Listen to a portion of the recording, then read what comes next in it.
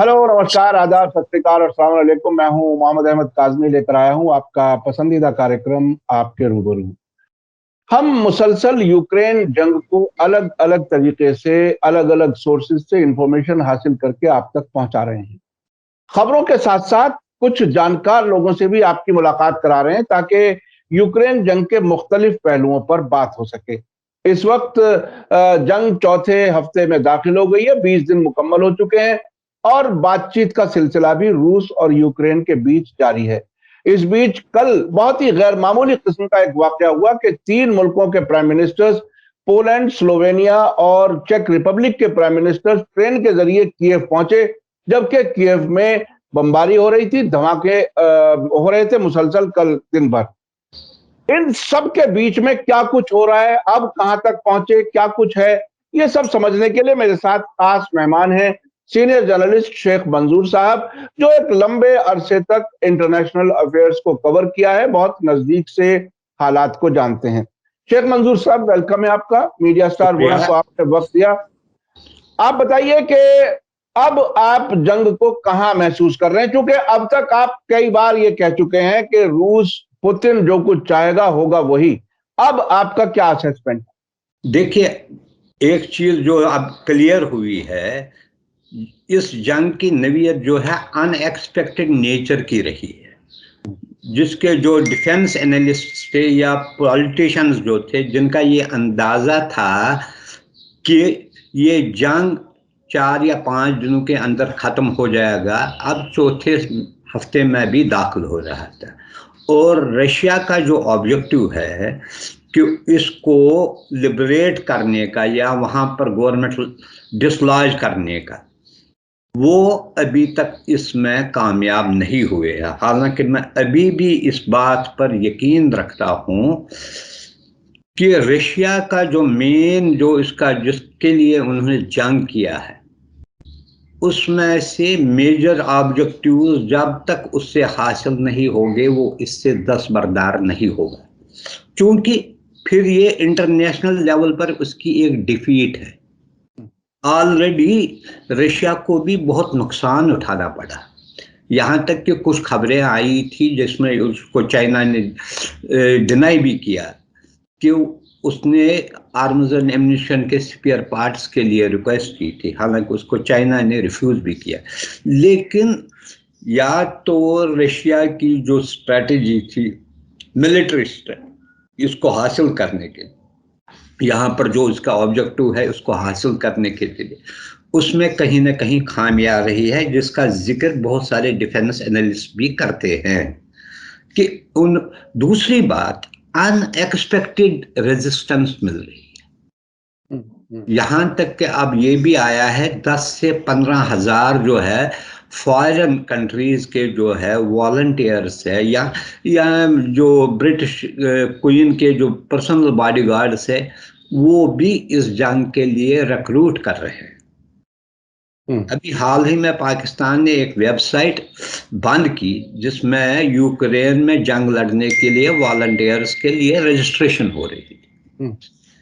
ये और इसमें ये जो है नाटो और वेस्टर्न कंट्रीज हालांकि जंग से दूर रहे, जिसका बहुत क्रिटिसिज्म भी हुआ है इंटरनेशनल लेवल पर, क्रिटिसिज्म कि उन्होंने सारे राह को छोड़ दिया, लेकिन वो बराबर सप्लाई पहुंचाते हैं। आर्म्स एम्यूनिशन की सप्लाई है, जैसे आपने खुद ही कहा 3 प्राइम मिनिस्टर्स वहां गए, यानी कि हालांकि रशिया को सबसे पहले जो, हम डिफेंस एक्सपर्ट्स तो नहीं है, लेकिन उनको क्लोज ऐसा बॉर्डर करना चाहिए था ताकि वहां से आर्म्स एम्यूनिशन की सप्लाई या जो वॉलंटियर्स का जो आमद रफ्त है वो उसका फ्लो यहाँ ना रहे। वो कहीं ना कहीं जाते हैं और जंग में तवालत जो तवील जो बन रहा है, इससे सबसे ज्यादा जो वहां पर फौजें हैं रशिया के, उनके लिए भी उनको पब्लिक की भी जो रिजेंटमेंट फेस करनी पड़ती है। और ये सही है कि आज उसने कहा कि हम नाटो के मेंबर नहीं बनेंगे, ज़ेलेंस्की ने क्लियरली कहा। अगर यही एक शर्त है मुझे नहीं लगता सिर्फ यही इसी बिना पर रशिया ने हमला किया। इससे अलावा वो जो प्रो ज़ेलेंस्की को जो मानता था प्रो वेस्ट है, उसको हटाने की भी कोशिश में था, लेकिन अभी तक वो हटा नहीं। हालांकि मुल्क का तबाह और बर्बाद हुआ। यहाँ तक कि एस्टिमेट्स माने जाते हैं $200 बिलियन का नुकसान हुआ। इसके साथ ही जो रशियन इकोनॉमी है वो भी इसी के बराबर जो है, उसको पिछले 3 हफ्तों के दौरान ये नुकसान पहुंचा। हालांकि उनकी जो ऑयल सप्लाई है या गैस सप्लाई, आज ही एक न्यूज़ आई है, इंडिया भी उनके साथ ऑयल इंपोर्ट करने की बात कर रहा है। हालांकि उसका में जो है प्राइस बहुत लो होंगे, जो इनके लिए भी फायदेमंद होगा। उनको भी इस वक्त पैसों की ज़रूरत है। लेकिन क्या सिर्फ नेटो का मेंबर न बनने की वजह से वार खत्म होगा? ये मेरे समझ से बालातर है। अगर ये है कि एक चीज इसमें इस वक्त जो जैसे बिगिनिंग में लग रहा था, वेस्टर्न कंट्रीज जो है वो हाशिए में पड़ गए इसमें। उन्होंने जो इसको सप्लाईज दिए हैं, आर्म्स एंड एम्यूनिशन की सप्लाई की है, और जो उन्होंने मॉरल पॉलिटिकल सपोर्ट दिया, और खुद जो वहाँ के लोगों ने, यहाँ तक कि कल एक न्यूज़ आई कि वहाँ के जो मुफ्ती आजम है उसने भी आर्म्स एंड एम्यूनिशन उठाए। वो एक ये दिखाता है कि उसमें रिलीजन जो है, वहाँ जो है नेशनहुड जो की बात है, उस पर लोगों को लगता है कि वो रशिया का तसल्लुत है, वो एक्सेप्ट नहीं करेंगे। ये रशिया के लिए बड़ी प्रॉब्लम है। जितना आप जंग खींचेगा इतना पुतिन के लिए अच्छा नहीं होगा। इंटरनेशनल लेवल पर उसकी ज़्यादा से ज़्यादा जो उसको बिगिनिंग में एक बड़े पोर्शन का सपोर्ट मिला है, हाफ ऑफ ये जो इंटरनेशनल कम्युनिटी है उसमें खासकर एशिया के मैक्सिमम कंट्रीज है जिन्होंने सपोर्ट भी नहीं किया, चुप करके रहे। इन वे इसको इनडायरेक्टली सपोर्ट एब्सटेंशन में किया यूएन में जब भी आया। लेकिन अगर कंटिन्यूसली ह्यूमन ट्रेजेडी होती रहेगी, उसको ये सपोर्ट खोना पड़ेगा इन नियर फ्यूचर। इसलिए रशिया को अपनी जो मिलिट्री स्ट्रेटजी है उस पर रिथिंकिंग करनी चाहिए कि वो किस तरीके से इस जंग को ख़त्म करे। दूसरा, पुतिन को ये भी देखना है कि उसने जो अपने लिए रखा था एक टारगेट वहाँ पर हमला करने के लिए, किस हद तक वो अचीव किया है और क्या वो अचीव नहीं कर सका, किस हद तक वो कहाँ पर ये इसको सीज फायर करेगा। हालांकि इंटरनेशनल लेवल पर कई बार मुलाकातें भी हुई है, टर्की ने मीडिएट किया या दूसरे जगहों पर बातचीत भी कर रहे थे, फ्रेंच वाले कर रहे हैं, जर्मन वाले कर रहे हैं, दूसरे इजराइल ने कहा हम करेंगे, या दूसरे कंट्रीज ने कहा। इसमें कोई बात उस वक्त तक फ्रूटफुल सामने नहीं आई। जंग चल रहा है, लोग मर रहे हैं, दोनों तरफ नुकसान है। हालांकि यूक्रेन को सबसे जबरदस्त, उनको लगेंगे 10 साल कम से कम इस मुल्क को फिर बनाने में। अच्छा शेख मंजूर साहब, इस जंग में एक चीज जो सामने आ रही है दोनों तरफ, एक तरफ यूक्रेन भी बाहर से कुछ लड़ाकू या जैसे कहना चाहिए रेनिगेड्स कहिए या मिलिटेंट्स कहिए, जो भी आप कहें, उस किस्म के लोगों को वो अपने यहाँ सिटीजनशिप देने की भी बात कर रहा है, इनवाइट कर रहा है। इसी तरह से रूस भी गैर मुल्की कुछ लड़ाकों को अपनी तरफ से लड़ने के लिए बुला रहा है। तो ये जंग क्या फौज से निकलकर बाहर क्या उस तरह की होगी? क्योंकि शुरू में एक अमेरिका की तरफ से भी ऐसी बातें कही गई थी कि यूक्रेन की फौज और वॉलंटियर्स को हथियार देने चाहिए। फिर वो चेचन लोगों की तरफ से भी कुछ इंडिकेशंस ऐसे आए थे कि वो भी यहां आकर के लड़ने वाले हैं।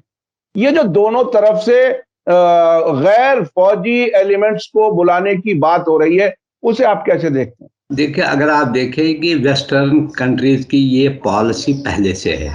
पहले उन्होंने अफगानिस्तान में मुजाहिदीन के जरिए रशिया को नुकसान पहुंचाया, फिर अगर आप देखेंगे सीरिया में डायरेक्ट इन्वॉल्वमेंट नहीं की, लेकिन उन्होंने बहुत सारे मिलिटेंट ग्रुप्स, आर्म्ड ग्रुप्स जिसे हम कहेंगे, जिनको वो कहते हैं फ्रीडम मूवमेंट के लिए लड़ रहे हैं, उनको आर्म्स एंड एम्यूनिशन किया, पेश किया, जिसकी वजह से फिर इतने ग्रुप्स हो गए कि कंट्रोल में ही किसी के नहीं रहे।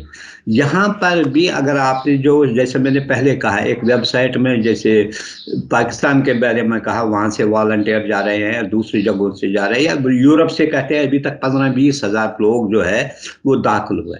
इससे पहले भी, जंग से पहले भी, ये भी एक रशिया का एक चीज़ था कि वहाँ पर ऑलरेडी कुछ जो है नॉन, ये जो मिलिटेंट ग्रुप्स ऐसे काम कर रहे हैं, ऑपरेट कर रहे हैं, जो उनके मफादात को नुकसान पहुंचा रहे हैं।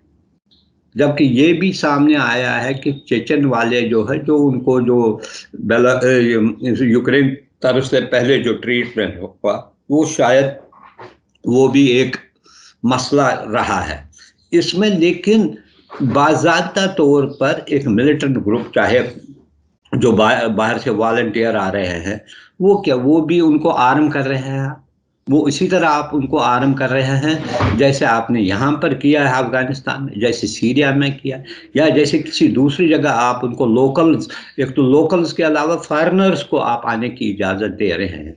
उनको क्या है, उनको एक अगर सिटीजनशिप मिली, कुछ पैसा मिला, कुछ और मिला, उनके लिए ये एक ग्राउंड बन रहा है यूरोप में दाखिल होने के लिए, ताकि वो वहाँ के सिटीजन बने, फिर उनकी एंट्री सारे यूरोप में फ्री हो जाएगी। लेकिन ये एक बहुत अहम मसला, ये सिक्योरिटी प्रॉब्लम बन जाएगी यूरोपियन यूनियन के लिए। इस वक्त तो ये है मसला, लेकिन जब उनको आर्म्स मिलेंगे, क्या ये ज़रूरी है कि वो एक, कभी भी ये हमने नहीं देखा जहां भी ये जो आर्मड स्ट्रगल रही है, वो एक कमांड एंड कंट्रोल उनका एक नहीं रहा, वो दूसरे डिविएट भी होते, दूसरे साइड, दूसरे उनके आइडियोलॉजी बनते, वो कभी कभी स्टेट के लिए भी खतरा बन सकती है।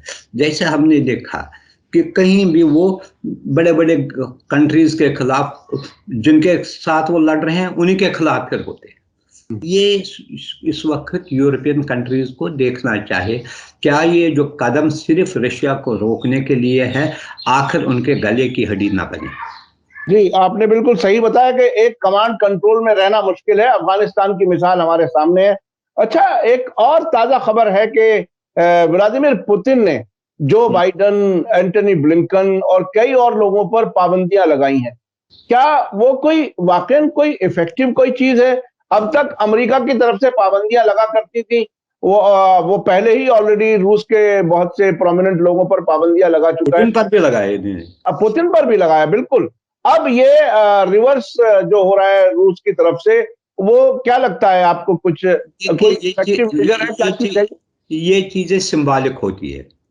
मसलन इसका ये जो है, जिन जिन कंट्रीज ने इस पर पाबंदी लगाई है, वो वहाँ के एयर स्पेस को इस्तेमाल नहीं करा, वहाँ से नहीं आ जाएगा।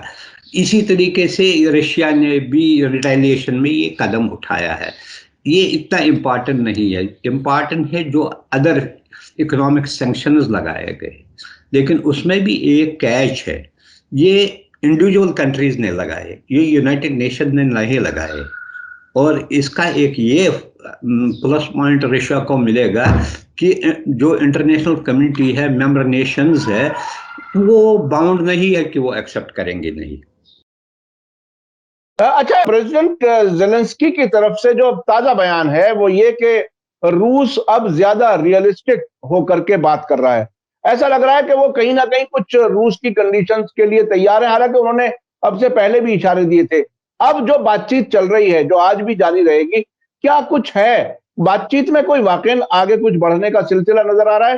क्योंकि अब से पहले जो बेलारूस में 3 दौर हुए थे वो नाकाम रहे, तुर्की में वहां भी कोई नतीजा नहीं निकला। अब जो बातचीत जूम के जरिए हो रही है, क्या आपको लगता है कि कुछ नतीजे की तरफ बढ़ रहे हैं? देखिए, दो चीजें नतीजे के तौर पर इमर्ज हो सकते हैं, जिसका कोई नतीजा, या तो रूस लगे कि वो थक गया है वार करने से, तो वो कुछ कंडीशंस में नरमी लाएगा। अगर रशियन, जो मेरी असेसमेंट है, उन्होंने प्रेजेंट प्रेसिडेंट को कंटिन्यू करने दिया है। तो उनके लिए ये सबसे बड़ी डिफीट है, मॉरल डिफीट। इस आदमी को वो हटाना चाहते हैं। उसने एक रेजिस्ट किया, उसने यूरोप को भी गालियां दी कि आप लोग मुझे मदद नहीं कर रहे हैं। जब उसको कहा गया निकलने के लिए, उसने कहा नहीं, मरना मैं प्रेफर करूंगा, लेकिन मैं यहाँ से नहीं निकलूंगा। वो एक इमर्ज पावरफुल, आज वो शायद जा रहा है, वो कर रहा है यूएस कांग्रेस का भी आज वो कर रहा है एड्रेस। वो उस लिहाज से बड़ा पावरफुल फिगर के तौर पर इमर्ज की, इसने इतनी बड़ी जो ताकत है उसको होल्ड करके रखा, उससे एम्बोल्डन हो जाएंगे। ये शायद पुतिन के लिए ये एक ऐसा मसला है जो उसके लिए शायद काबिल कबूल नहीं है। अगर उसने ये एक्सेप्ट किया तो सचमुच उसके लिए ये सेटबैक होगा।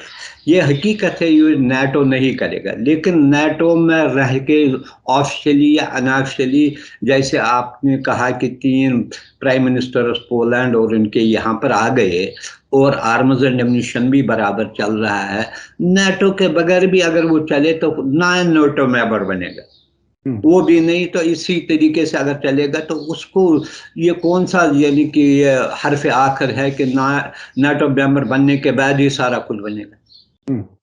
वो सारी की चीजें जो वो उसको मिलती है without being member of NATO, सारी चीजें उसको मिलती है।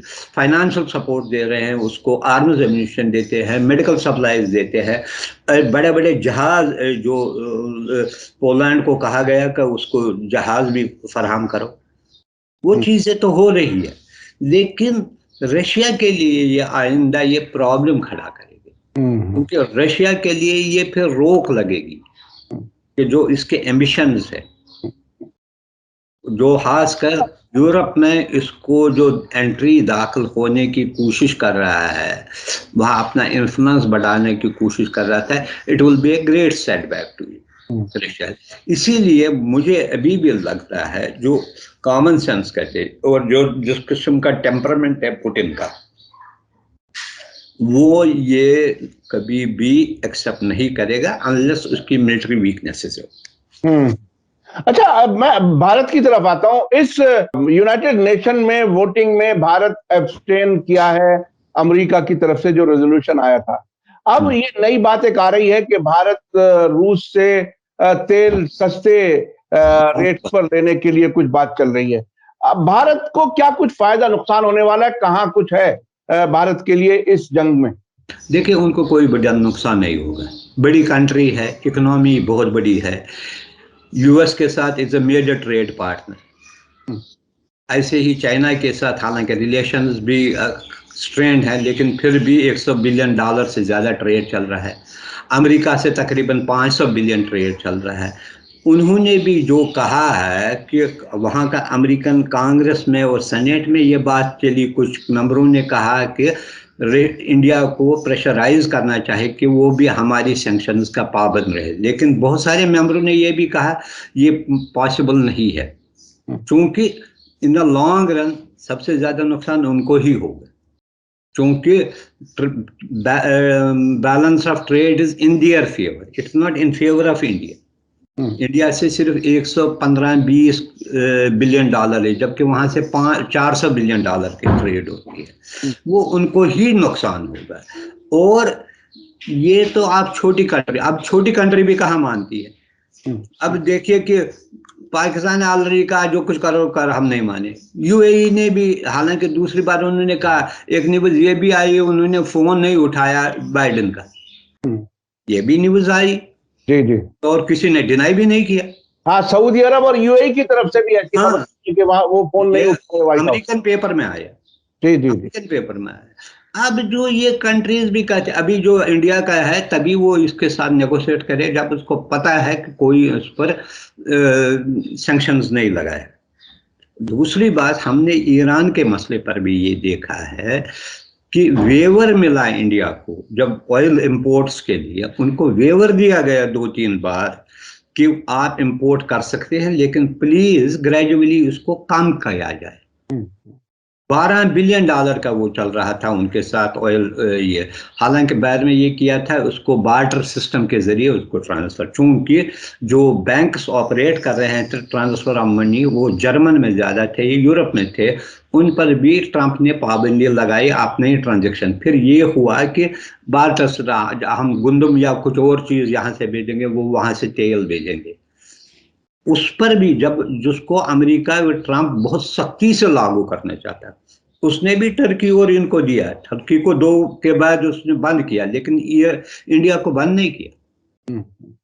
ये एक चीज, चूंकि एक मायोपिक व्यू नहीं होना चाहिए, वो ब्रॉडर सेंस में देखते हैं कि नुकसान भी उनका नहीं होना चाहिए, रिजेंटमेंट भी करें, प्रोटेस्ट भी करें, लेकिन अच्छा जैसे है इंडिया भी 1 अरब 30 करोड़ लोगों की यानी कि धरती है, इनके अपने भी इंटरेस्ट है, इनको थोड़ी ही देखना है कि जो भी अमेरिका का है, जैसा आजकल छोटी मोटी कंट्रीज जो है वो भी क्वेश्चन कर रहे हैं, हम क्यों मानेंगे आपका, क्या हमारे अपने मफादात नहीं है।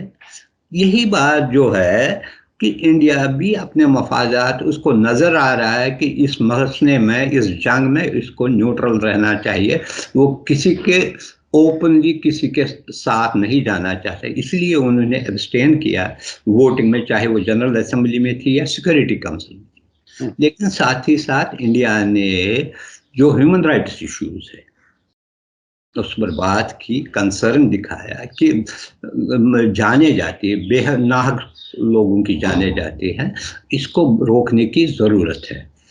उन्होंने इसी हद तक वो रहे, उस हद तक थी, और यहाँ तक कि उन्होंने रिलीफ मटेरियल भी इन द फॉर्म ऑफ जो इनका मेडिकल एड यूक्रेन को भेजा, वो है। इसकी वजह से इंडियन स्टूडेंट्स को, पाकिस्तानी स्टूडेंट्स को, इंडोनेशियन स्टूडेंट्स को जो वहाँ पर प्रॉब्लम फेस करनी पड़ी, बहुत डिफिकल्टी से, उनके खिलाफ हॉस्टाइल एटमॉस्फेयर था वहाँ पर, क्यों आप लोग एब्सटेन रहे इसमें।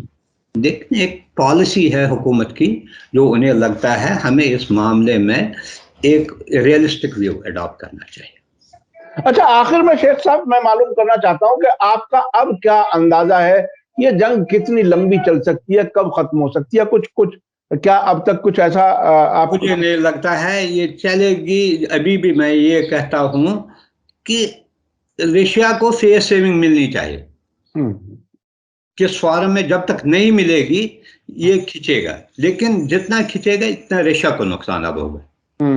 अगर ये 1 हफ्ते का अंदर खत्म होता, बात खत्म होती, आज हम डिस्कशन भी इस पर नहीं करते और जो दूसरे इस पर आगे सोचते कि क्या होने वाला है। लेकिन शायद उनके जो एक्सपर्ट से, इनको भी ये एक्सपेक्ट नहीं करते थे कि इतनी देर खींचेगा।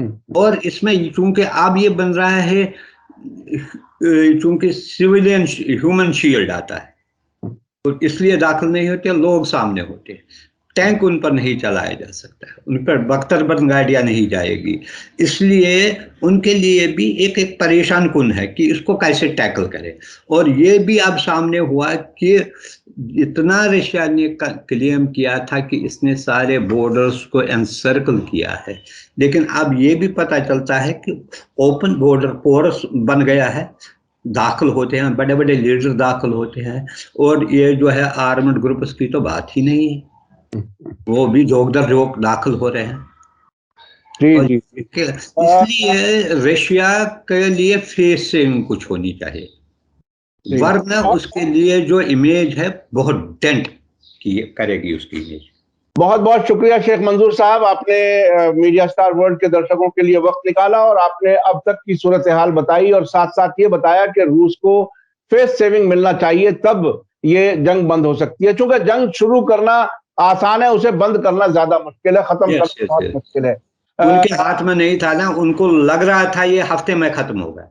जी। हफ्ता खिंच के, जैसे आपने कहा, स्टार्ट करने को तो है, लेकिन कब खत्म होगा वो उनके हाथ में नहीं। आप दोनों उसमें जो दड़े हैं, दोनों ग्रुप से जब तक राजी नहीं होंगे तो नहीं खत्म होगा, या किसी की डिफीट हो जाएगी फिर खत्म होगा। जी, बहुत बहुत शुक्रिया शेख मंजूर साहब, आपने वक्त दिया। इसी के साथ मुझे दीजिए इजाजत, धन्यवाद, शुक्रिया, जय भारत, जय हिंद। मीडिया स्टार वर्ल्ड के और वीडियो देखने के लिए हमारे चैनल को सब्सक्राइब करें और सीधे नोटिफिकेशन पाने के लिए बेल आइकन दबाएं।